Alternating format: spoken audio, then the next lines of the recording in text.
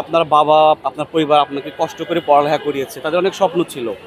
তো তাদের স্বপ্ন আপনি মানে পূরণ করতে পেরেছেন। এই ব্যাপারটা আপনার কেমন লাগছে? হ্যাঁ, খুবই ভালো লাগছে। এখনো আরো অনেক কিছু করা বাকি। ওগুলো ভবিষ্যতে আরো করার ইচ্ছা আছে। আর এখন পর্যন্ত যা করেছি তার জন্য খুবই ভালো লাগছে। আচ্ছা, আপনার এই যে পড়ালেখা করার ক্ষেত্রে এই যে আপনার যে একটা প্রতিবন্ধকতা আছে, একটা ছোট ব্যাপার, এটা নিয়ে কি কোনো সমস্যা বা সম্মুখীন হয়েছেন? বা না, মানে কোনো রকমের কোনো প্রবলেম মানে ফেস করেছেন? হ্যাঁ, প্রবলেম বলতে আর কি হাঁটার সময় ব্যথা থাকে একটু হাঁটুতে। তো এটা আবার হাঁটতে হাঁটতে ঠিক হয়ে যায়।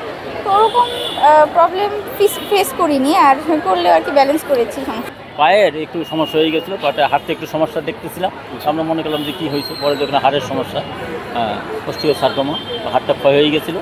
পরে ওখানে গিয়ে ওটা হাড় ট্রান্সফার করতে হয়েছে। আমরা ভেলোরে চিকিৎসা করছি ভারতের। আপনার মেয়েকে নিয়ে আপনার কি স্বপ্ন? আমার মেয়ের স্বপ্ন, ওর শারীরিক প্রতিবন্ধকতা আছে, এর ভিতর থেকে যতটুকু সে পারে, ওনাকে কোনো প্রেশার দেওয়া হচ্ছে না যে তুমি যতটুকু পারো। কিন্তু আমরা যেটা মনে করি তার চেয়ে সে ভালো করেছে, আগামীতে ইনশাল্লাহ ভালো করবে, ভালো মানুষ হিসেবে একজন সমাজে প্রতিষ্ঠিত হোক। আঙ্কেল, মানে আপনার কি মনে হয় আপনার মেয়ের যে সফলতা, সাকসেস, এটার পিছনে কার অবদান সবচেয়ে বেশি? অবদান তো আমি ওকেই দেবো, ওর আগ্রহটাই বেশি ছিল। আমরা সহযোগিতায় ছিলাম, স্যাররাও কিন্তু খুব যথেষ্ট ছিল। যেখানে কোচিং করছে, যেখানে ওরা এক্সট্রা অর্ডিনারি, ভালো জানতো, কোচিংয়ে ভালো করতো, সবার চেয়ে ভালো করতো।